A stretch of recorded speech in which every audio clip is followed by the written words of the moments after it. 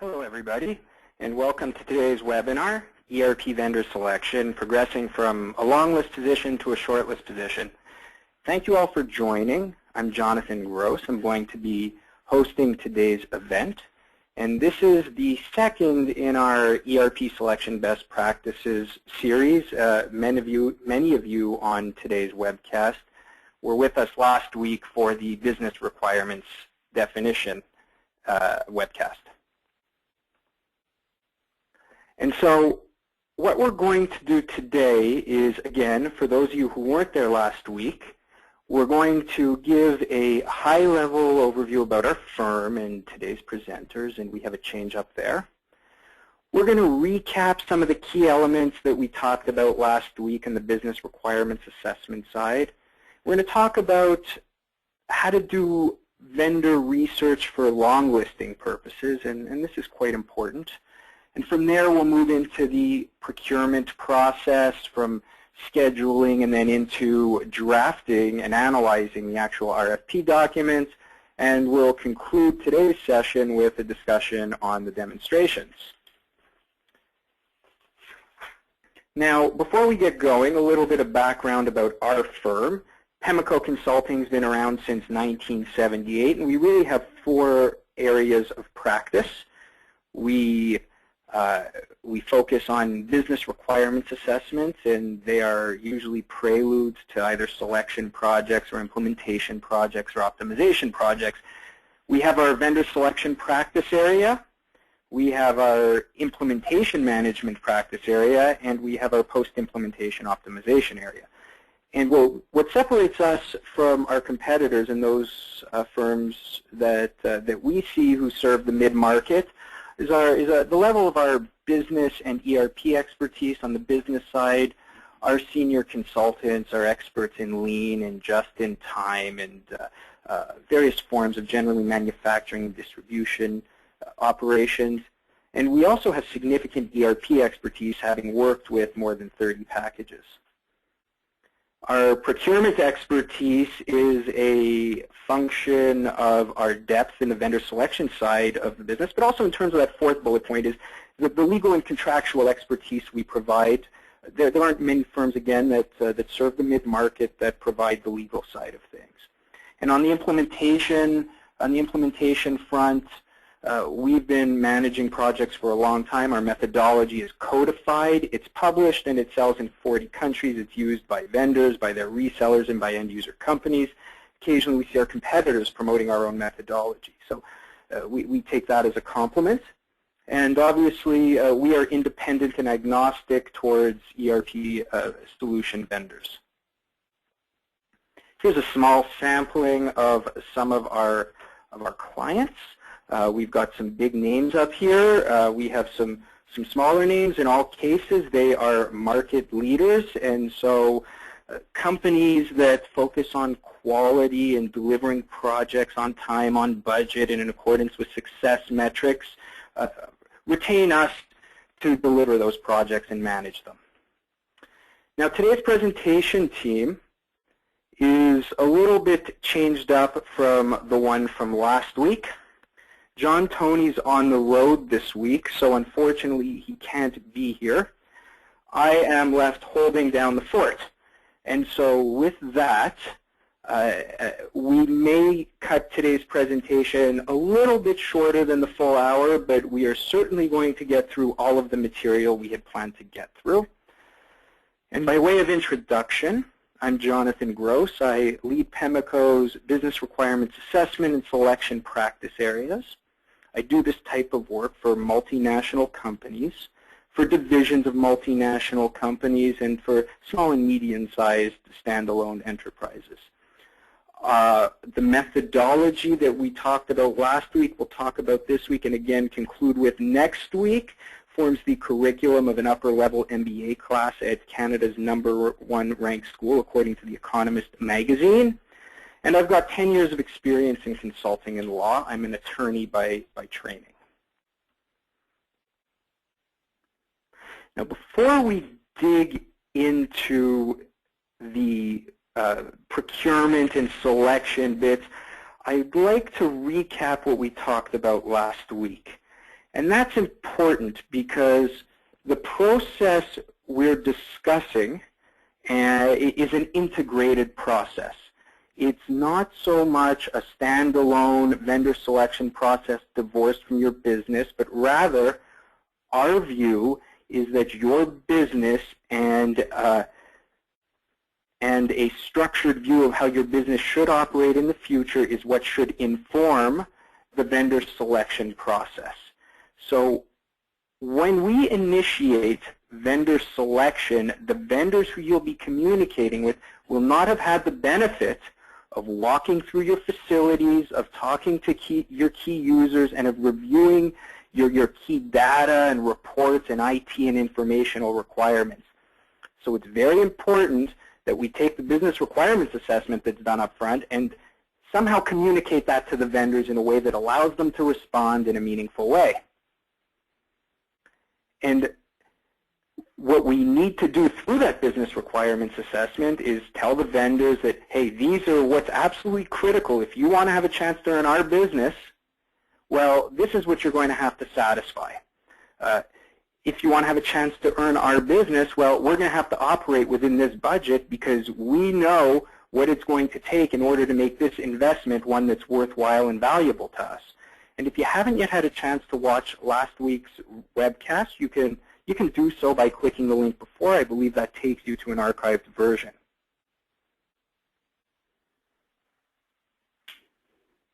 Well, the first place we started last week was in the requirements assessment was a discussion of the company's value chain.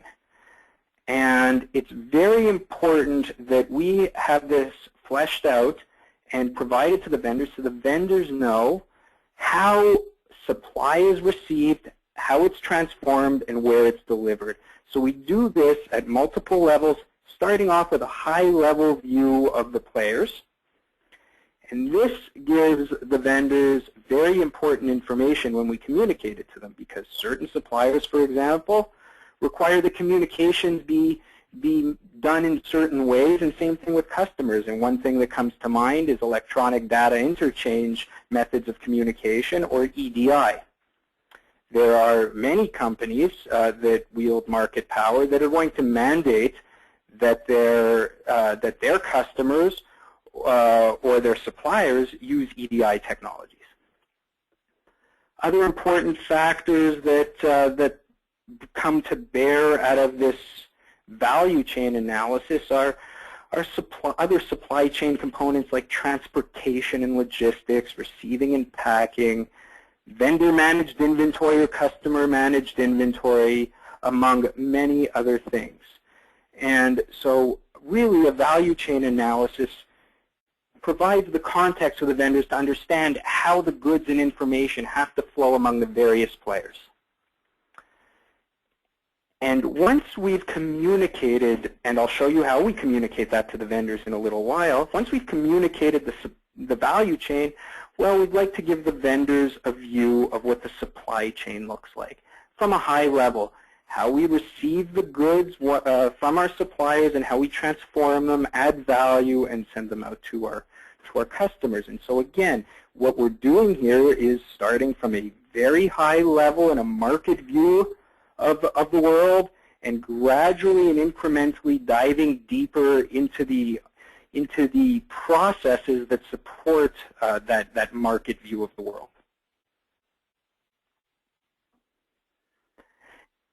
And obviously it's important to mention that when we're talking about processes, when we're talking about systems, there are going to be IT requirements as well. And the IT requirements sometimes add constraints or sometimes add opportunities. The vendors need to know what the various systems that are in play look like. And they need to know if there are integration or interface requirements. And so what I'm showing you here is a sample level 2 architecture map. This isn't down in the trenches yet, but what it does do is give the suppliers a context. Okay, I see where we're going to have to integrate. We're going to have to report up into your parent, or we're going to have to report into these standalone systems or not. and it allows them to start thinking, okay, can we actually satisfy these requirements? Are we a good match? Again, one of the key goals here is to bridge that informational gap that exists with the company and its potential suppliers. And so once we've established the landscape, the vendor, the market landscape, the supply chain, and the IT landscape, we can start getting into the future view of the world. And again, that's why we map these processes during the requirements assessment, because we are, in effect, in a position to tell the vendors, can you satisfy this business process? Tell us how you do it. Are there any gaps? Are there any issues we should be concerned about?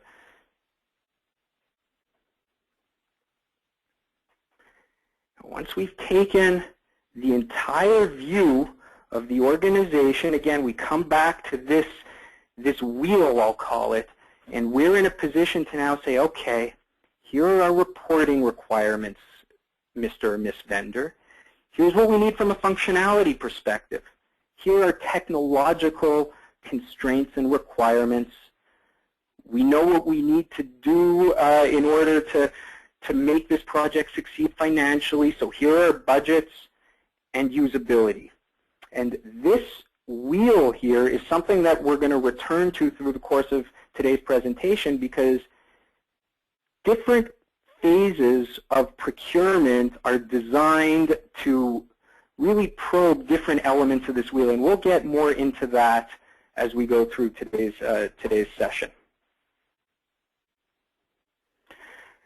Let's talk a little bit about scheduling. And scheduling is a difficult process because we're talking about coordinating multiple resources internally, if you're using consultants, with them, with the vendors, and so forth. And to get everyone on the same page isn't always the easiest endeavor. So let's set some expectations up front. From the selection perspective, and again, once we've completed the assessment, we're not talking about scheduling the assessment here, we discussed that last week, but once we've completed the assessment, selection and the effective due diligence will take you between 3 and 6 months to complete. 3 months is a very efficient process. 6 months is on the longer end. Oftentimes it falls somewhere in between. Now, when you go through your scheduling exercise and when you start putting together your high-level Gantt charts, here are some areas that you should consider allocating extra time for. Vendor RFP responses. It takes time for vendors to respond to these effectively. If you are taking your business and you're asking the vendors to learn your business on paper and then figure out whether or not their software is an effective fit, well, they're going to likely have to pull in resources from multiple departments to give an opinion on that. So that takes time. If you've never dealt with the vendor before, keep in mind many of these vendors are deep organizations with many departments and that have geographic and territorial restrictions. So it may take time to get the RFP moved from an inside sales position to a sales rep. And sometimes they have to get a channel partner or a reseller on board to respond, because that's simply not the type of process that they manage internally. So expect vendor RFP responses to take anywhere between 3 and 5 weeks. And sometimes it can be more accelerated than that, but that's an order of magnitude that's worth considering. Demonstration scheduling. And there is no hard and fast rule for how much time it takes to schedule demonstrations.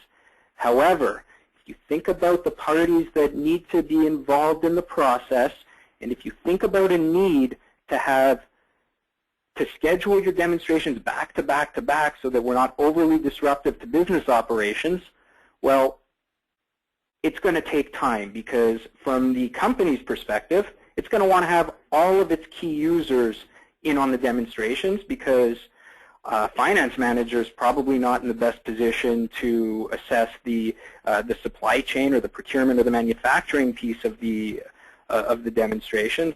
So to get all of the people in the same room for the same at the same time over a period of days is not an easy task. And on top of that, the vendors have to allocate their solutions engineers and their sales representatives to come on site and meet those requirements. So the bottom line is demonstration scheduling can be a cumbersome process, and to stick to a schedule, it's worthwhile to allocate sufficient scheduling time up front. Inevitably, at the conclusion of demonstrations, there's going to be follow-up. There are going to be questions that were parked during the demonstrations that the vendors weren't in a position to answer, that further research was required, and so forth. The company's own internal team, once they've had a chance to digest the demonstrations, maybe when they've seen other vendors' products, are going to realize that they have additional questions themselves. So follow-up demonstrations may take time to complete. And in many cases, reference checking is going to take time. And typically, companies may have an idea of who they want to talk to from a referencing perspective before demonstrations, but as the demonstrations progress, oftentimes those requirements change. And critical areas that maybe the software seemed to handle a little less well than others become a priority for referencing purposes. And so for a vendor to seek approvals from the companies for which they want, for which we've asked them to provide references, to find the right company takes time. So again, reference checking and scheduling will take we'll add to the schedule. Don't expect to be able to allocate 1 week or a week and a half for reference checking if you want to do it effectively and if you want to do deep probing during the references. And finally, contract negotiations.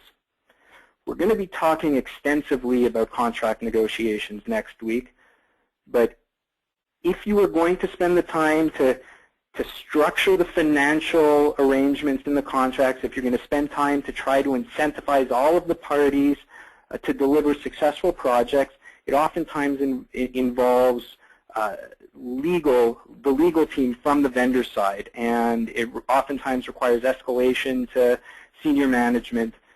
Again, these people are busy and they're consumed, and to complete those negotiations and to work through various iterations and the give and take that inevitably happens may take time. It can take a week, it can take a month, it can take longer, and I've been involved in scenarios that span those ranges.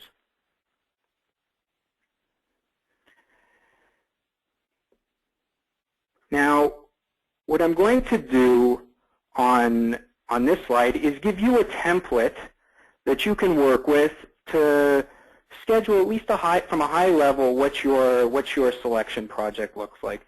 This gives you a timeline and a milestone view of the selection project. It's not down to the task level, but it should give you an idea of some of the various phases you may want to include in your own project. So from long listing and RFP drafting and analysis and demo scripting and demonstrations management and so forth, these are some of the key phases. We're going to move now into the more substantive part of procurement, and that's developing your RFP materials. And some of what we're going to talk about coming up may seem a little bit repetitive. Well, that's because what we're doing is we're taking those business requirements we've defined at the outset, and we're now translating them into an RFP workbook.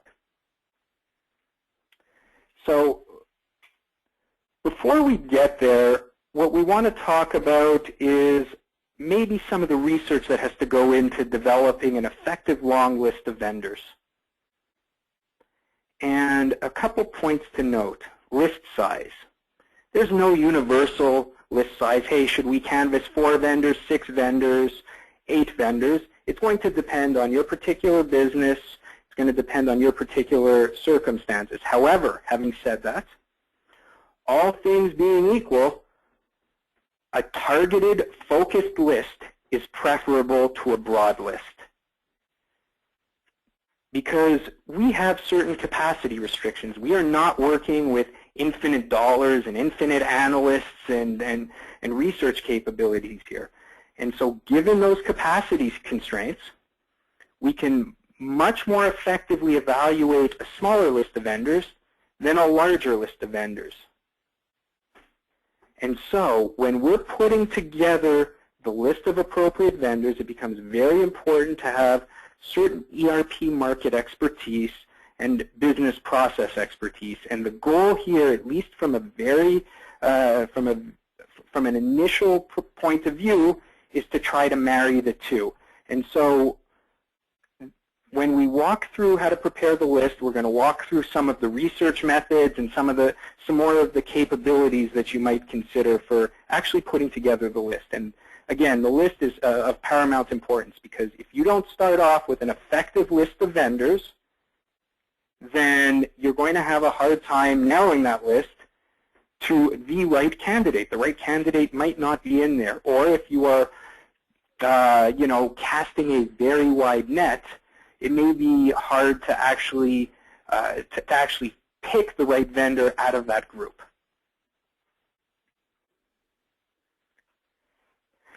Now, there are 5 steps to effective research. And what we want to make sure is that the research we're looking at is reliable and it's credible. Does it pass the sniff test? Or, if it doesn't, are we looking at thinly veiled vendor marketing here? So use your critical skills when you're looking at the source of the research. Who's put it out? Who's paid for it? If it's put out by a marketing firm or a B2B media company, what are they doing with it? Well, if you have filled out a contact form for that research, chances are that contact information is going to be sold to the ERP vendors, who are going to then call you and try to sell you their software. So I'm not saying that information isn't useful, because there is value in that information. I am just saying understand the purpose and know and really use that critical analysis to decide whether or not it's valuable and how much value to accord it. Is the research timely? When was it published? I mean, many vendors are releasing their software, new versions of their software on an aggressive cycle. So we're now seeing 12 to 18-month release cycles, some sooner, now that we have software as a service players in the market, where they're updating their software very regularly and pushing out those updates and features and functionality enhancements very, very quickly. So is the research you're looking at current? Are there gaps in it? Does it reflect the state of today's software? How applicable is the research? Is it generic? When we think about some of the big research houses that are assessing vendors, well, are they assessing them relative to your industry? Are they assessing them relative to your business processes? And oftentimes, the answer to that is no. That research certainly has value. It's important, but understand its purpose. And finally, is the research deep? Is it robust? And when we take all of this together, we're in a position to say, okay, do we have a strong base of research and analysis that will allow us to put a list together?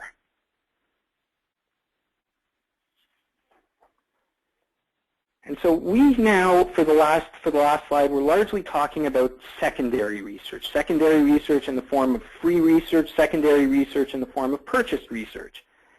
And that is good, but it should be supplemented with primary research.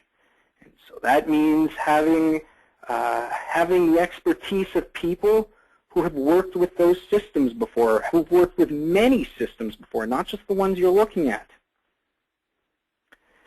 Have you interacted with the vendors themselves? Have they completed questionnaires? Have they been interviewed? Have you seen their software in action?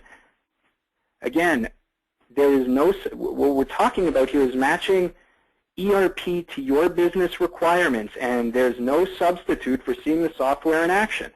So that is a worthwhile endeavor if you're not familiar with the landscape and the processes and the features and functionalities.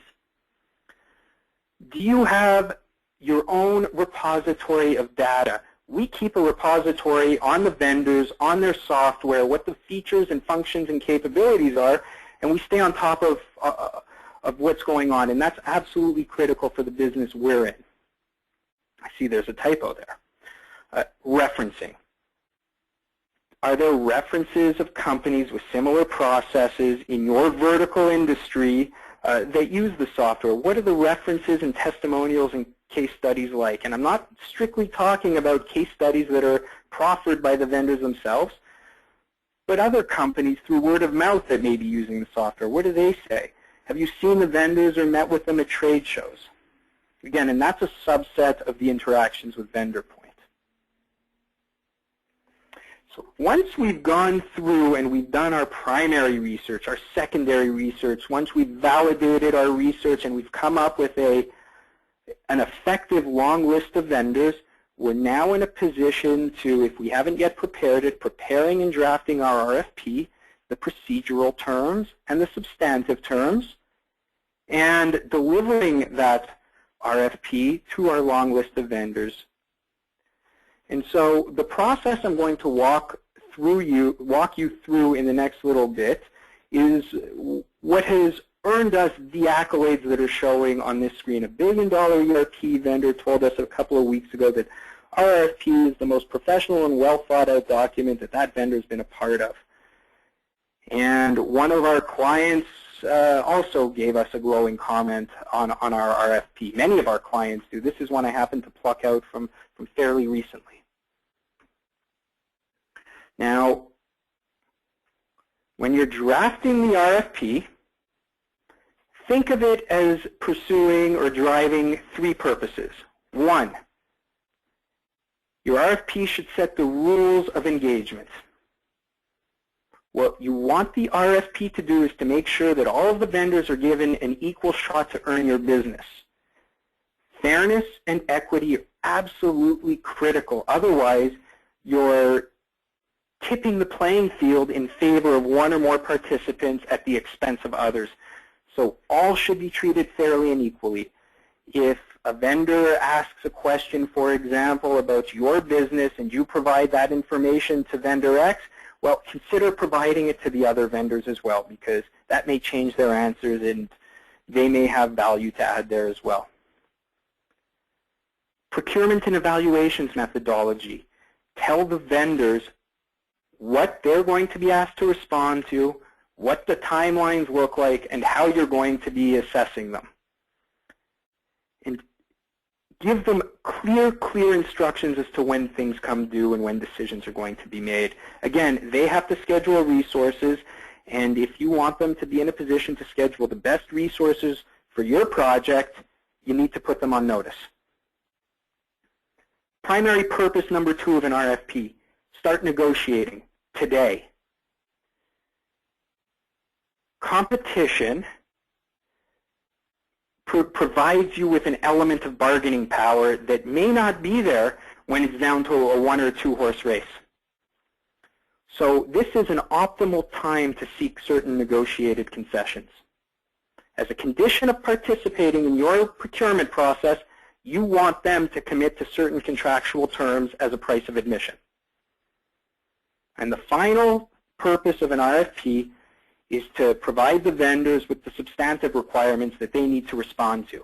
So again, this is going to go back to our functionality wheel that we talked about, well, not functionality, our requirements wheel, I should say, and that's functionality, technology, costs, and so forth. And so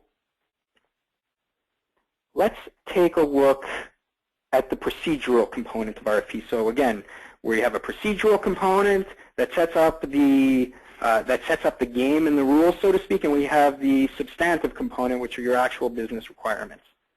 So on the procedural side, we have the actual formal procedural requirements themselves, who's eligible to submit responses.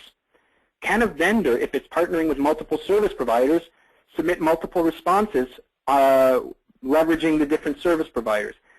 Are value-added resellers or channel partners allowed to participate? In many cases, vendors only serve the mid-market through a channel. Many don't, but many do, so that's something to keep in mind. And again, make it loud and clear in your terms of engagement that you run a fair and equitable process and that information that you provide to one vendor may be shared to the others. The substantive scope. This is different from the substantive requirements. The substantive scope. What does your RFP cover? Are you looking just for software and functionality? Are you looking for a specific provisioning method? So in other words, are you saying, well, we're only going to look at a SaaS alternative, or we're only going to look at a private cloud alternative, or we're only going to look at perpetual licenses? So do we have any biases there? And is there any hardware that's in scope for this project as well? Are implementation services in scope, or is this something we're going to hive off and deal with later? Maintenance and support. How do we want to deal with that? Again, as many of you on the call may know, there is a burgeoning market for third-party maintenance and support that is independent from the vendors themselves. Some companies say, well, we're only going to look at vendor X for the software, and we're going to go out and get maintenance from the third party. Many don't, but some do. And pricing. And we touched on the contract negotiations component of the RFP, and I'm going to add a little bit more substance to it here. One of the things that's important to note is that at this stage, vendors want to have a chance to earn your business. And so oftentimes, sales representations that are made may or may not bear fruit, and it's very tough for a vendor. In fairness to a vendor, it's very tough for them to respond to a set of requirements on paper without having seen your operations and without having interviewed your personnel and seen your IT systems and so forth. I'm not talking about that scenario. What I'm talking about here is sales representations that are so blatantly out of line with what the software can do. So we don't want a situation where a vendor is going to look at your RFP and say they can do absolutely everything just to get into demos. So one of the things you want to do is you want to pin the representations that are made during the sales process to the vendor. Adopt those or incorporate those into final agreements and make the vendors agree to that up front. Very important. Is there a minimum term that their pricing offer is valid for? So in other words, are the vendors going to give you a quote, but all of a sudden you're going to hit a new period and maybe pricing practices change? So you just want to make sure that the pricing is held for a certain period of time, and it has to be reasonable here. No one's going to say, okay, we're going to keep this offer open for 10 years, and you decide when you want to decide, but there is a balance that needs to be maintained and achieved. Pricing conditions and protections. This is something that's also important. If you're in a growing business and you're looking at ERP licenses today, you may want additional licenses in the future. And you may know that your business is growing and you just want to protect yourself in the event that you scale up in the future, that once you're a captive customer, you have a degree of pricing protection. The prices can only rise by X amount, or they remain flat for X period of time, and so forth for scalability purposes. And finally, service level obligations. Again, once the software is sold and implemented, it's oftentimes useful to clarify the expectations on the post-implementation support side, because the terms and conditions, first of all, I just want to back up a step and say vendors draft very tight agreements. They've got very, very solid legal departments. However, what we see from our customer side is that the understanding of those terms and conditions isn't always complete. So to establish a meeting of the minds, it sometimes makes sense to add a greater level of detail as to service level obligations. Now, the focus of the RFP is on only a few of the elements of our business requirements wheel. One of the things that's very tough to assess at this phase is usability. we can see whether or not, the vendor can tell us whether or not its system's capable of supporting our processes.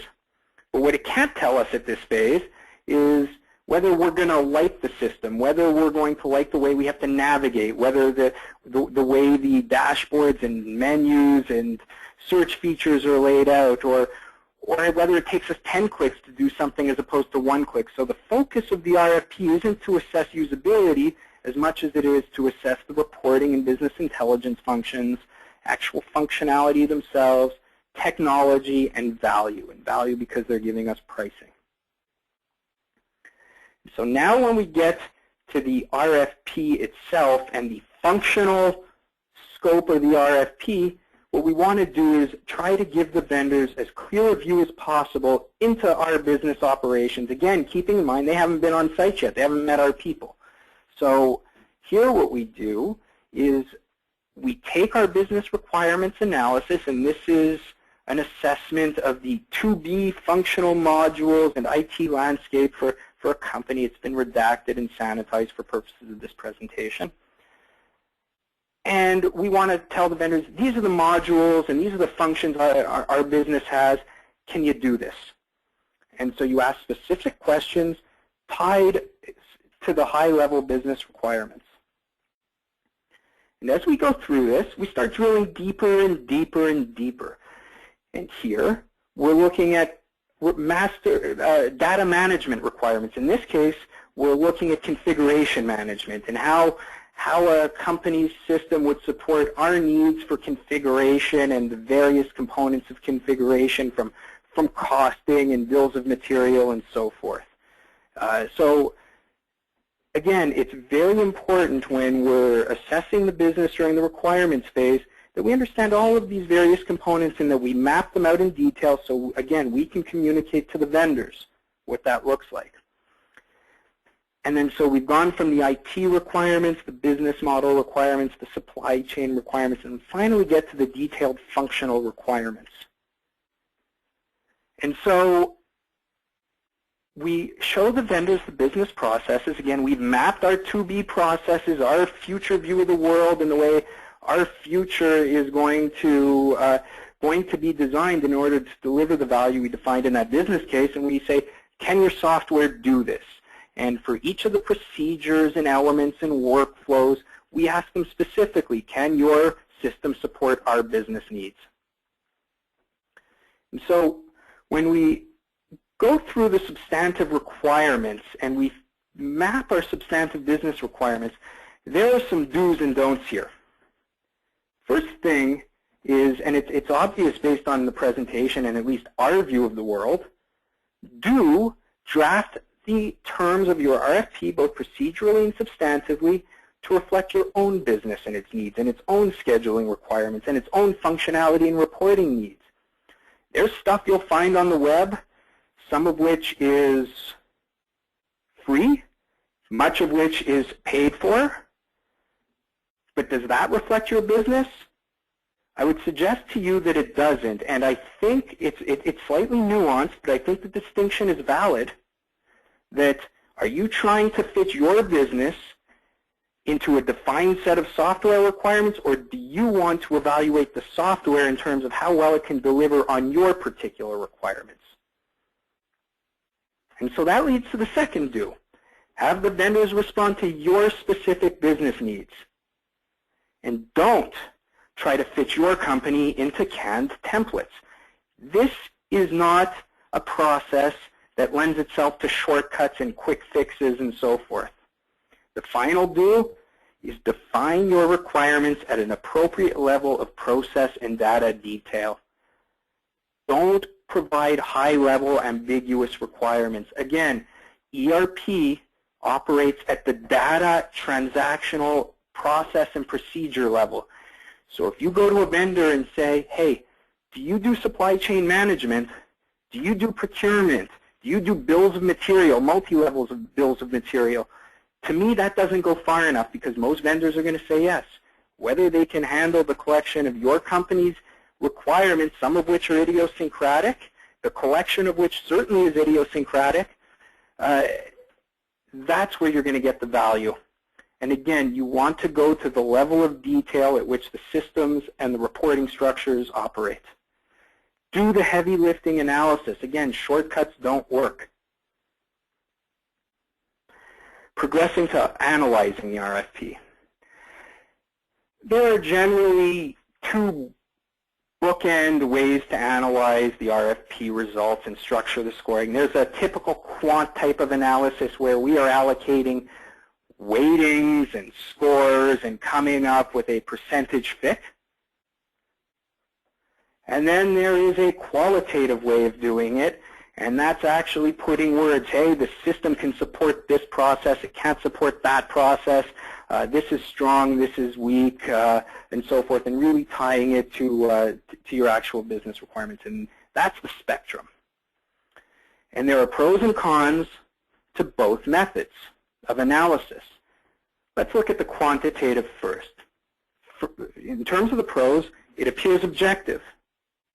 However, keep in mind that there are assumptions, and the analysis that comes out is heavily involved in the assumptions in terms of weightings and priorities and whether we've actually established an effective scoring mechanism and so forth.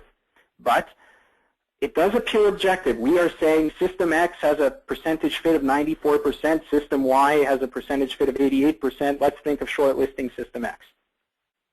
It's simpler to sell. If you're reporting up into a hierarchical organization or into a parent company for which you need to gain approval, well, it's very easy to sell that type of analysis. It's easy to prepare an executive summary and a report and so forth that someone can take a quick look at and say, okay, this system makes sense and I understand why. The other pro is it's an efficient way to analyze large data sets. So if you have a major requirement set, then this is a way to easily collate that information, aggregate it, and analyze it. The cons are you get a number, and you're making a decision in part based on a number. And so in many respects, it doesn't undergo the same scrutiny against your business requirements on the analysis side because, we're talking about numbers and percentage fit and so forth.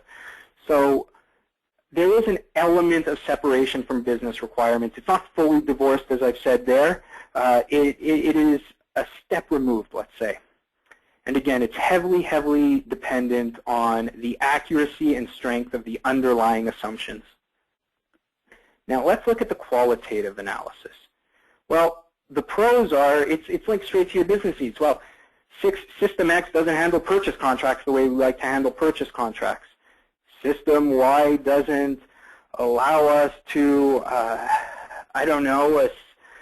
do the quality control inspection with our mobile devices. So you're right away able to say, okay, we can see what System X and System Y do. Let's make our decision that way. It's linked to your business requirements. And that feeds into the second pro, is that it's much simpler to explain the recommendations. Say, well, why are we recommending System X? Well, because it satisfies this need, and that need, and maybe it doesn't satisfy the other need. The cons are, well, it's a little bit tougher to maintain and establish your priorities. We're not weighting them. We're not making them relative. And so what that does is that opens people up to subjective and retrospective justification. Well, I like that salesperson. Maybe I'll say that our requirement in QC or QA is more important than our corresponding requirement in sales, for example. And that type of flip-flopping certainly isn't an effective way to make a decision. And it's time-consuming and expensive if you have large data sets to comb through it and pull out and collate and rationalize based on the requirements. So one way to overcome the pros and the cons and to kind of balance the two is to take a hybrid approach. And a hybrid approach blends your quantitative and qualitative analysis, and you take your numbers and your quant analysis and you pull out, you're not going to go through each and every single requirement, some of which may be low priorities, but you're going to focus on the key idiosyncratic, must-have, high-priority needs, and you're going to explain that and how those influence the numbers. The drawback to the hybrid approach is that it's time-consuming and that it is likely to be more expensive.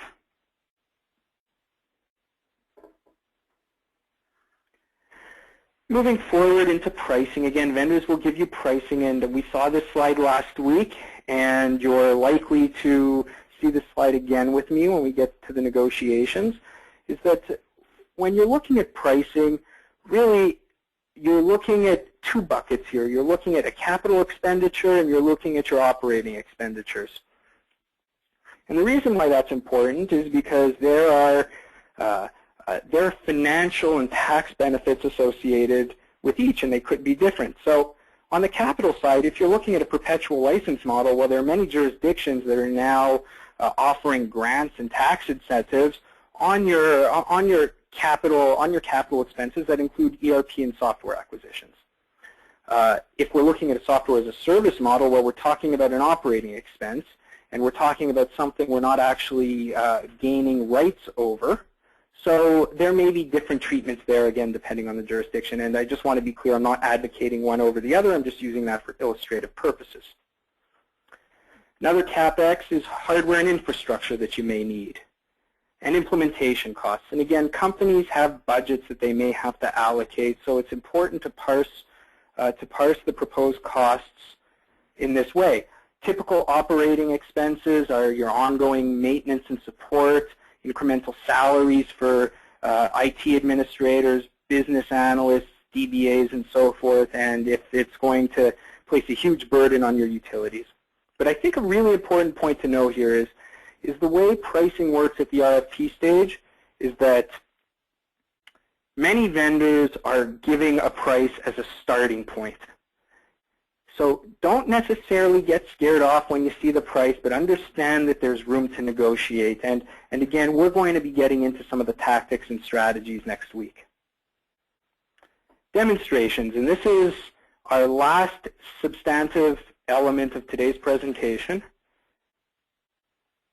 And so demonstrations are intended to allow you to do a deeper dive into a short list of vendors.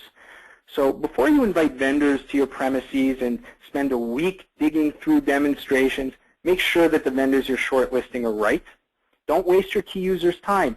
So validate them, whether it's through a screening demonstration or additional questionnaires and so forth. And when you're shortlisting, focus on the quality of the candidates, not the quantity. Don't go into the process saying, we got to have 3 vendors on site. Because if only 2 look good in the response, you don't want to waste people's time, because you can be fairly certain, if you've done your analysis right to date, that that 3rd one isn't going to meet the grade. Speaking of quantity, keep the number of vendors to 3 or fewer. Again, we're talking about probably a day to 2 days, in many cases 3 days of on-site demonstrations to do them effectively. And your key users are going to be implicated in the demonstrations. So make sure that it's manageable and that the time can be committed. And these demonstrations are tiring and they're intensive. And so you want to make sure that you're able to do the deep dive and focus. 3 critical components to your demonstrations. There are 3 pieces here. 1, drive the purpose of your demos. You want to see and test how well each system is going to handle your business processes and your reporting requirements, and how well it satisfies your users' usability needs. So don't let the vendors come in and give you a canned presentation that focuses on the strengths of the system and is intended to hide the weaknesses of the system. Rather, script your demos. Script them to what you need them, what you're going to need the system to do, and ask the vendors to respond to that and to demonstrate according to that. Bridge the knowledge gap. The vendors need to learn about your business in order to demonstrate how well their software can handle it. Think about inviting each of them on site, touring the facility, meeting some of the key people, and that gives them critical context.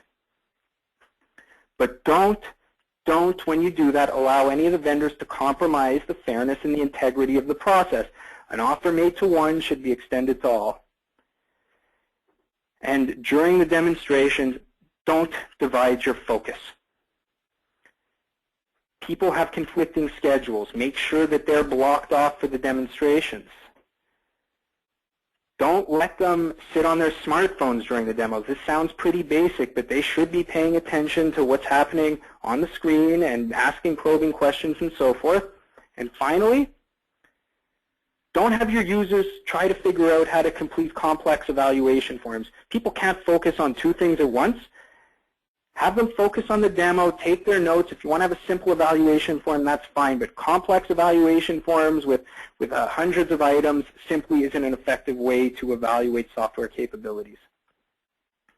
And so the focus of demonstrations is really on your reporting, your usability, your functionality, and the technology. And it's really not so much on the value. However, having said that, there is a value component because the vendors are learning about your business, and at the conclusion, you'll be in a position to say, based on what you've now learned about our business and based on the people you've met and so forth, the processes you now know you need to support, can you send us a revised pricing quotation? Here's a sample demonstration structure, very high level. Allow the vendors to introduce themselves, their company, their people, provide the background, their experience with companies such as yours, whether by business process, vertical, and so forth. Take a tour of the technology, learn about the architecture and the robustness, the deployment method, and so forth, and navigation. Again, part of the usability assessment is for your users to be able to see how well they think they'll be able to use the vendor system. So take a tour of the navigation. Allow the vendor show you how it works. Enterprise search functionality, moving from function to function, and so forth. And once you've completed that high-level overview, have the vendors take you through, again, a quote to order, an engineer to order, an order to cash type of walkthrough. See how a transaction and information flows through the system from end to end. And finally, once you've gone through that order to cash, engineer to cash type of scenario, that's a good time to start digging deep into the critical and idiosyncratic requirements of your company. Your users should be actively participating in the demos, asking probing questions. Now, I'm putting a sample piece of a demonstration script here up on screen that should load up momentarily. And this is a script for setting up a project for an engineer-to-order company, and there are certain data requirements here. I've certainly stripped out a lot of the critical information, but this is the type of project structure that a client of ours required, and the demonstration requirements are set out below. And again, it gives a visual view to the vendors of, okay, this is how they set up their projects, this is how their progress billing works, this is how engineering items work, and so forth. And so you break that out and let the vendors really get a visual understanding of the processes that support it. So again, you want your scripts to go down to the process level. Give them actual sample data. What are your BOMs look like? You have inspection and test plans. What are the requirements there? QA documentation and processes. And again, the last point to note here is involvement. All key users should be involved in the demonstrations because, again, your supply chain manager is in the best position to probe in the supply chain area and discuss the requirements that they need the system to handle. So, to recap where we've come today, and we've covered a lot of ground, is we've talked about the importance of business requirements and assessments and how they flow through the selection phase. We've talked about how to do effective vendor research and long listing. We've talked about procurement, scheduling, and RFP drafting and analysis, and how to manage demonstrations. So next week, we're going to conclude our session by talking about the referencing portion and how to script your references and conduct effective reference checks. And then we're going to get into negotiations, strategizing, developing a plan of action, executing, and finalizing the contracts. If you haven't yet registered for next week's webcast, you can do so here. And we are almost out of time, and John isn't here to support me today, so what I kindly ask you to do is submit your questions via the GoToWebinar app, and I will take time to respond to them personally, if not today, then by the weekend. Finally, if any of you are in the wine and spirits business, well, I'm going to be giving the keynote address on technology and ERP at its 70th annual convention at the end of the month. I'd love to meet you in person. Send me a note. And with that, we're going to conclude today's presentation, and I thank you very much